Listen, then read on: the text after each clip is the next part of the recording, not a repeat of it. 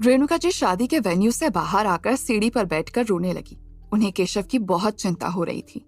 उनके पीछे ही केशव के पापा भी उन्हें रोकने के लिए आए। जब उन्होंने उन्हें रोते हुए देखा तो उन्हें समझाते हुए बोले, अभी रोने का वक्त नहीं है रेणुका, इस वक्त हमें बेटे के बारे में सोचना चाहिए। चलो हम लोग पुलिस स्टेशन चलते हैं, वहां जाकर ही पता चलेगा कि क्या करना है। रेणुका जी उनकी बात सुनकर रोते हुए बोली, मेरा बेटा कभी ऐसा नहीं कर सकता। वो तो लड़कियों की कितनी इज्जत करता है। उस लड़की ने जानबूझकर उस पर इल्जाम लगाया है। पता नहीं वो उस बात को इतना क्यों खींच रही है। कार एक्सीडेंट के बदले में इतना ज्यादा गंदा इल्जाम लगाया है केशव पर। वो कल ही कह रही थी कि मैं शादी तोड़ दूं। मुझे लगता है जरूर उसकी टीना से कोई दुश्मनी है। केशव के पापा बोले, ये सब हम बाद में वहां जाकर ही उससे पूछ लेंगे, फिलहाल हमें पुलिस स्टेशन चलना चाहिए। केशव के पापा ने अपने ड्राइवर को कॉल किया। उसके आते ही वो दोनों कार में बैठकर वहां से पुलिस स्टेशन के लिए निकल गए। टीना गुस्से में पागल हो रही थी। उसे अच्छे से पता था कि ये सब माया ने जानबूझकर किया है, उसकी शादी खराब करने के लिए। वो अपनी माँ के पास गई और चिल्लाते हुए बोली, मॉम जल्दी से पुलिस स्टेशन चलिए। अगर आज मेरी शादी नहीं हुई तो मैं उस माया को नहीं छोड़ूंगी। ये सब उसका किया धरा है। पता नहीं वो किस चीज का बदला मुझसे ले रही है। आखिर मैंने बिगाड़ा क्या है उसका। मिसेस रीता लूथरा को भी उसकी बात सही लग रही थी। वो बोली, ठीक है हम लोग चलते हैं। फिर टीना भी अपनी पेरेंट्स के साथ पुलिस स्टेशन के लिए निकल गई। सिया और आदित्य भी कुछ देर पहले ही अपने घर से केशव की शादी के लिए निकले थे। आदित्य वेन्यू पर नहीं जाने वाला था, पर वो थोड़ी दूरी पर ही सिया को छोड़कर वहीं रुकने वाला था, क्योंकि वो जानता था कि केशव को उसका आना बिल्कुल पसंद नहीं आएगा।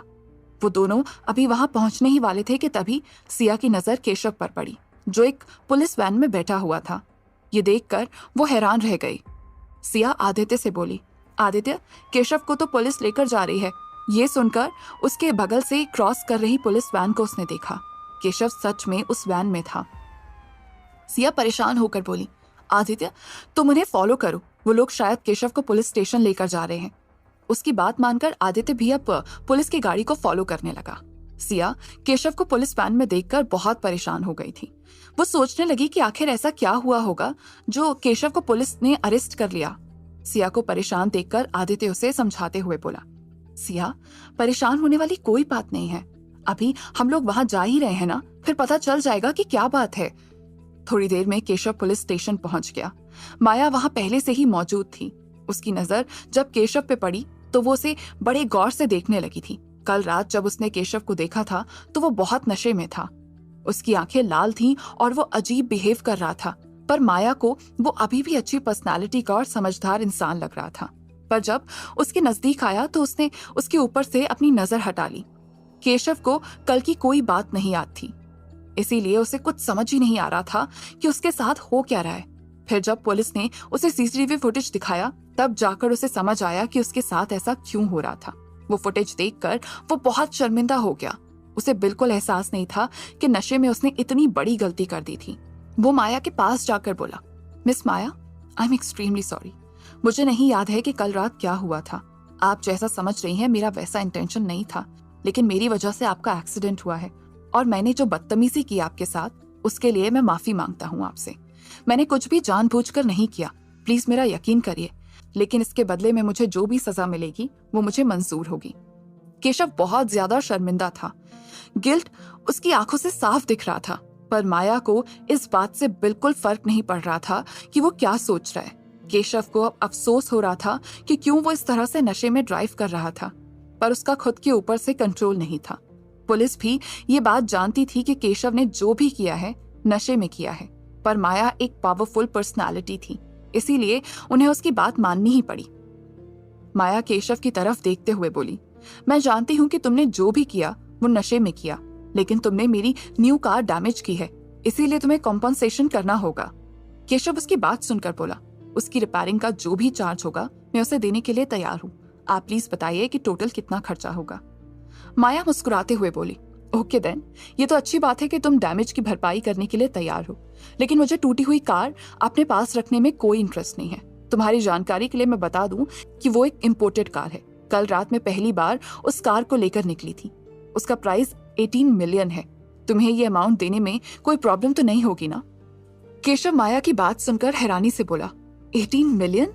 केशव के लिए ये एक बहुत बड़ा अमाउंट था। उसे समझ नहीं आ रहा था कि वो माया से अब क्या कहे। उसके एक्सप्रेशंस देखकर माया ने अब अपने लॉयर की तरफ इशारा किया तो उसका लॉयर उसे कार के पेपर्स दिखाते हुए बोला, सर आप देख सकते हैं कार की प्राइस कितनी है और ये कब खरीदी गई है। ये सुनकर केशव शांत हो गया। वो ब्लैंक हो गया था और बाकी सब लोग भी उन दोनों को गौर से देख रहे थे क्योंकि ये कोई मामूली रकम नहीं थी। तभी अचानक दरवाजा खुला और सिया अंदर आई। माया और केशव ने दरवाजे की तरफ देखा तो सामने सिया और आदित्य खड़े थे। उसे वहां देखकर माया हैरानी से बोली, तुम यहाँ क्या कर रही हो सिया? क्या अरमान ने तुम्हें भेजा है? सिया की नजर भी अब माया पर पड़ी। उसे भी माया को यहाँ देखकर आश्चर्य हो रहा था। उसने एक बार केशव की तरफ देखा और फिर माया को देखते हुए बोली, नहीं मैम, मुझे सर ने नहीं भेजा है, मैं यहाँ केशव के लिए आई हूँ। सिया की बात सुनकर माया ने उससे पूछा, क्या तुम इसे जानती हो? उसके पूछने पर सिया ने उसे हाँ में जवाब दिया। सिया और आदित्य को वहां देखकर केशव को अच्छा नहीं लगा। केशव सिया से बोला, तुम यहाँ क्यों आई हो सिया? सिया केशव का सवाल सुनकर बोली, मैंने तुम्हें पुलिस की गाड़ी में देखा, इसीलिए उन्हें फॉलो करते हुए मैं यहाँ आ गई। तुम ठीक तो हो ना? ऐसा क्या हुआ है जो तुम्हें अरेस्ट किया गया है? केशव थोड़ा रूड होकर बोला, तुम जाओ यहाँ से, तुम्हारी यहाँ कोई जरूरत नहीं है। किसने कहा था तुमसे यहाँ आने के लिए? केशव के बिहेवियर से सिया को बहुत बुरा लगा पर वो कुछ नहीं बोली। लेकिन आदित्य को ये बात अच्छी नहीं लग रही थी। वो सिया से बोला, सिया, तुम जिसके लिए कल से इतनी परेशान थी, जिसके लिए तुम पुलिस स्टेशन आई, उसे तुम्हारे यहाँ होने से कोई फर्क नहीं पड़ता है। इसीलिए मुझे लगता है कि हमें यहाँ से चले जाना चाहिए। केशव ने आदित्य की बात सुनकर कहा, हाँ, तुम्हें यहाँ से चले जाना चाहिए। तुम बेकार में यहाँ आई हो सिया, जाओ यहाँ से। केशव नहीं चाहता था कि सिया को पता चले कि उसे किस इल्जाम के लिए अरेस्ट किया गया है। ये बात उसके लिए बेहद शर्मिंदगी भरी थी। केशव की बात सुनकर सिया ने कुछ नहीं कहा। वो अब माया की तरफ देखते हुए बोली, मैम, मुझे लगता है कि आपको कोई गलतफहमी हुई है वो केशव को लेकर। वो बहुत अच्छा इंसान है, वो कुछ भी गलत नहीं कर सकता। माया उसकी बात सुनकर गुस्से से बोली, अच्छा, तुम्हारे इस अच्छे इंसान ने नशे में कल रात मेरी कार ठोक दी थी, जिस वजह से मेरा एक्सीडेंट हो गया और मेरी न्यू कार डैमेज हो गई। ऊपर से इसने मुझे बीच सड़क पर हक किया और किस करने की कोशिश कर रहा था। वो मुझे मॉलेस्ट कर रहा था और तुम कह रही हो कि एक अच्छा इंसान है। माया की ये बात सुनकर सिया और आदित्य शॉक्ड रह गए। सिया को माया की बात पर बिल्कुल भी विश्वास नहीं हुआ था। वो केशव को अच्छे से जानती थी, इसीलिए उसे पता था कि केशव अभी किसी लड़की के साथ ऐसा नहीं कर सकता। सिया ने अब केशव की तरफ देखा तो उसकी नजरें शर्मिंदगी से झुकी हुई थी। केशव अंदर से बहुत अजीब महसूस कर रहा था। उसने आदित्य से तेज आवाज में कहा, आदित्य, अपनी बीवी को लेकर यहाँ से जाओ। एक बार में तुम लोगों को सुनाई नहीं देता क्या? सिया केशव की बात को इग्नोर करते हुए माया से बोली, मैम, आपको कोई गलतफहमी हुई है। केशव ऐसा कभी नहीं कर सकता है। शायद उसने नशे में कुछ ऐसा कर दिया हो। प्लीज मेरी बात पर यकीन करिए, वो ऐसा करने का कभी सोच भी नहीं सकता। वो बुरा नहीं है। केशव को सिया पर भी बहुत गुस्सा आ रहा था। वो बार बार उसे जाने को कह रहा था, लेकिन वो उसकी कोई बात सुनने को तैयार ही नहीं थी। उसने खुद को कंट्रोल करते हुए फिर से उससे कहा, सिया, मैंने कहा ना, जाओ यहाँ से। मैं ठीक हूँ और इस मैटर को हैंडल कर लूंगा। वो लोग अभी बात ही कर रहे थे कि तभी वहां टीना आई। साथ में उसके पेरेंट्स और उनके पीछे केशव के पेरेंट्स भी थे। टीना अभी भी शादी के जोड़े में थी। गुस्से से उसका चेहरा तमतमाया हुआ था।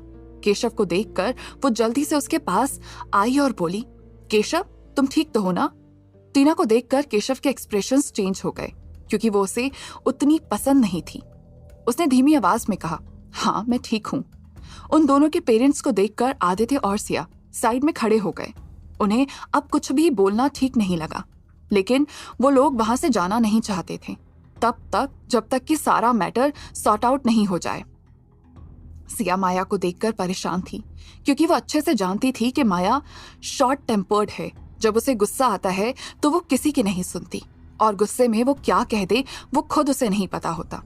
उसे डर था कि गुस्से में वो केशव के साथ गलत न कर बैठे और कहीं केशव को जेल न जाना पड़े।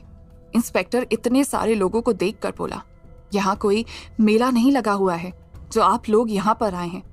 इनके कार की कीमत देकर मामले को खत्म करिए।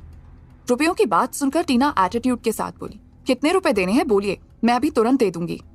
पुलिस इंस्पेक्टर बोला, मिस मलिक की कार की कीमत 18 मिलियन है और उन्हें पूरी कीमत चाहिए। इतना बड़ा अमाउंट सुनकर सभी लोग शॉक्ड हो गए। ये सुनकर रेणुका जी का तो दिमाग काम करना बंद कर चुका था। वो सोचने लगी कि वो इतना पैसा कहाँ से देंगी। वो माया के पास जाकर बोली, बेटा हमारे पास इतने रुपए नहीं हैं, हम कैसे देंगे आपको, प्लीज हमारी मजबूरी समझिए, ये बहुत बड़ी रकम है।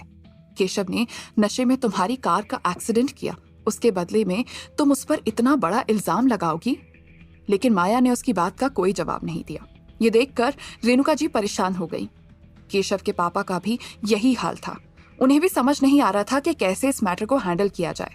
माया थोड़ी देर चुप रहकर रेणुका जी से बोली, आंटी आपके बेटे ने मेरी इतनी महंगी कार को डैमेज कर दिया है, ऊपर से उसने मुझे मॉलेस्ट करने की भी कोशिश की है। पर अगर आपको मेरी बात पर विश्वास नहीं है तो आप सीसीटीवी फुटेज देख सकती हैं। वैसे भी नशे में ड्राइव करना कानूनी जुर्म है, इसीलिए आप अपने बेटे के गलत होने पर भी उसका साथ देकर गलत कर रही हैं। रेणुका जी ने माया की बात सुनकर शर्मिंदगी से अपनी नजरें झुका ली।